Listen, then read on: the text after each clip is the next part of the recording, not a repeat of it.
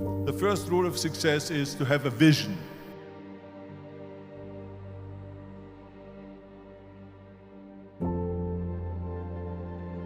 You see, if you don't have a vision of where you go, and if you don't have a goal where you go, you drift around and you never end up anywhere.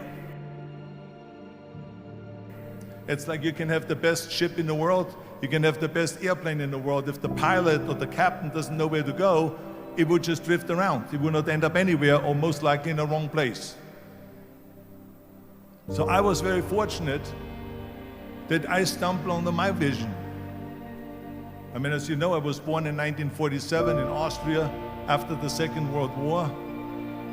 And I didn't really like Austria when I grew up. I couldn't wait to get out of there. I couldn't see myself becoming a farmer or a worker in a factory or anything like that. My vision was totally different. I felt that I was born for something special, for something unique, for something big. So I was searching. Then one day I went to school. I remember I was 11 years old, and they showed a documentary about America. And there they showed in this documentary the huge skyscrapers, the high-rises, the huge bridges, the 6-lane freeways, the huge cars with the wings sticking out, and all of this stuff. And I said to myself, that's where I want to be. I want to be in America. But now the question was just, how do you get to America? In those days, it was a very expensive trip. It's not like today. So again, I was very fortunate that one day after school, I walked by a store in Graz, which was called Brühl. And it was the only store that really sold kind of American stuff. So one day, they had jeans there, American jeans. And then they had the Bullwalker. Then had an expander and some barbells and some dumbbells and an exercise bench in the window. So I went inside and I looked around and I looked at this stuff, and then I saw a magazine. I saw a bodybuilding magazine that had Reg Park on the cover. Reg Park was then a 3-time Mr. Universe. And I saw him on the big screen as Hercules. And on the cover it said, how Reg Park, Mr. Universe, became the Hercules star. That's what the cover story was all about. So I looked at the cover and I said to myself, I got to get this magazine. So I bought the magazine, I took it home and I read it over and over from the front page to the back. It had everything in there, how he trained, how he was working out in Leeds, England, in a factory town, how he worked out every day for 3-4 hours and became the strongest man of Europe, and how he won Mr. Europe and Mr. Great Britain, and then eventually Mr. Universe, and how he won the second Mr. Universe and the third Mr. Universe, and how he was discovered to play the starring role in Hercules. I read that and I said to myself, wow, this is the blueprint for my life. This is exactly what I want to do.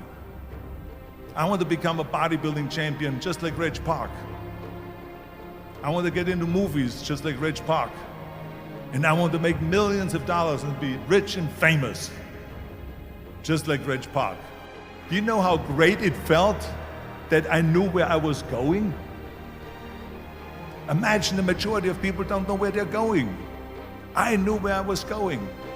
That I'm going to become this bodybuilding champion just like him. So it was just a question of how do you do it? I was so relieved, because when you have a goal, when you have a vision, everything becomes easy. So people always ask me, when they saw me in the gym in the pumping iron days, they said, why is it that you're working out so hard? Oh yeah. 5 hours a day, 6 hours a day, and you have always a smile on your face. The others are working out just as hard as you do, and they look sour in the face. Why is that? And I told people all the time, I said, because to me, I'm shooting for a goal. In front of me is the Mr. Universe title. So every rep that I do gets me closer to accomplishing that goal, to make this goal this vision turn into reality. Every single set that I do, every repetition, every weight that I lift will get me a step closer to turn this goal into reality. So I couldn't wait to do another 500-pound squat. I couldn't wait to do another 500-pound bench press. I couldn't wait to do another 2,000 reps of sit-ups. I couldn't wait for the next exercise, for the next half hour of posing and all the kind of things that you have to do to be a champion.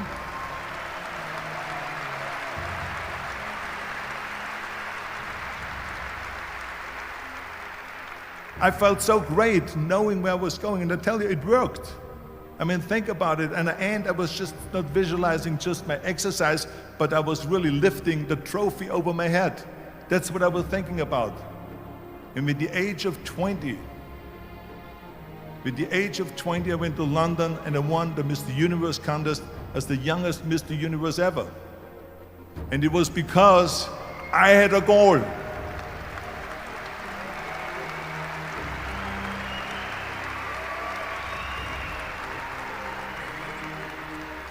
And this is no different than anything else, what I'm talking about. This is not just about bodybuilding.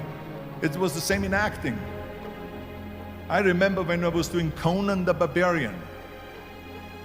I was crawling on the rocks with a sword in my arm, crawling on all four.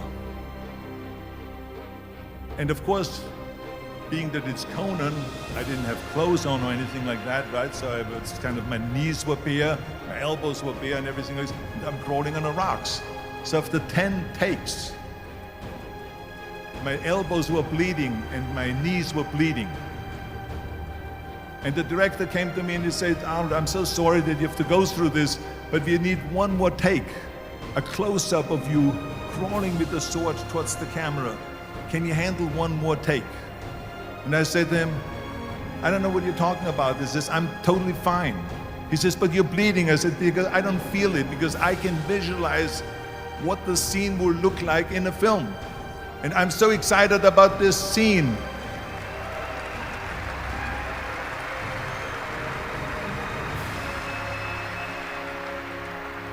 I was visualizing crawling up behind Thulsa Doom, which was played by James Earl Jones. Crawling up behind Thulsa Doom with the sword slowly, and then rising up behind him and whack, cutting his head off. And the head spins in the air, slowly with blood all over the place, and slowly falls down the steps and rolls down the steps. And after I did Conan the Barbarian, the director at the press conference said to the press, the director was John Milius. He said to the press, if we wouldn't have had Arnold, we would have had to build one. So think about that.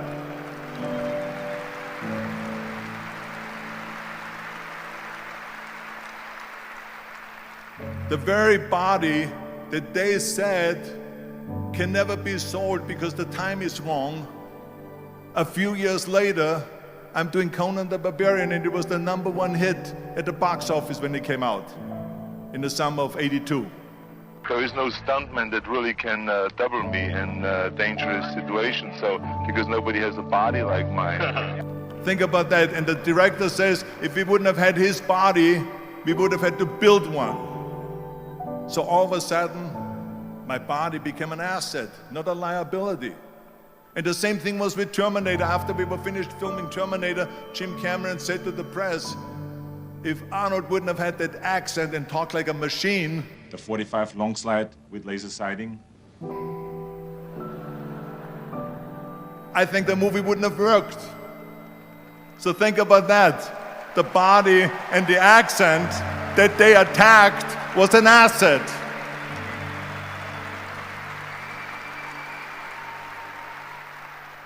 But I didn't listen to those losers. I didn't listen to them at all. Because that's exactly the way it was in politics again, when everyone said no, no, no, and it can't be done. And I became governor of California. And this is with everything like that. This is just the reality of it, is that you cannot listen to the naysayers. So this is a very important lesson for all of you. So when someone says, no, this is a stupid idea, You in your mind, you don't have to say it, but in your mind just say to yourself, fuck you, you're an asshole. What do you know?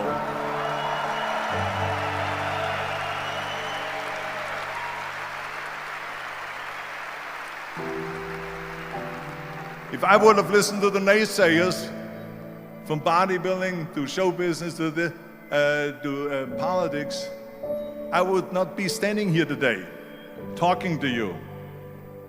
I would be in Austrian Alps yodeling. That's right. I would be in Austria, still left, yodeling. That's what I will be doing, exactly. So this is why I say don't listen to the naysayers. And the next thing, the third point that I'm gonna make to you is work your ass off. There is no magic pill. There is no magic out there.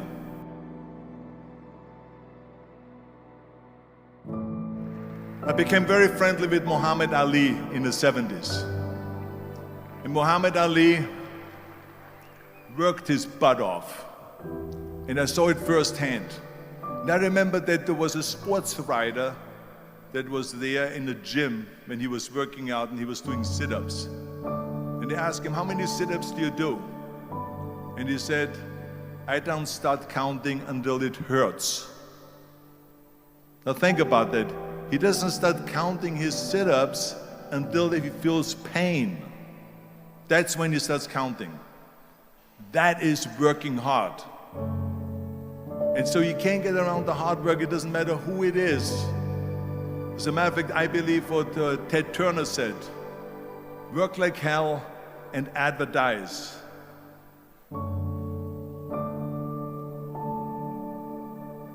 You get it? Work like hell, go to bed, and early to rise, work like hell and advertise. So you work your ass off, and then you let the world know about your work. That's what it is all about. Let people know if you have a company, if you have a movie, if you do sports. Work your ass off, but then advertise and let everyone know. So this is what it's all about. So anyway, so those are the three main rules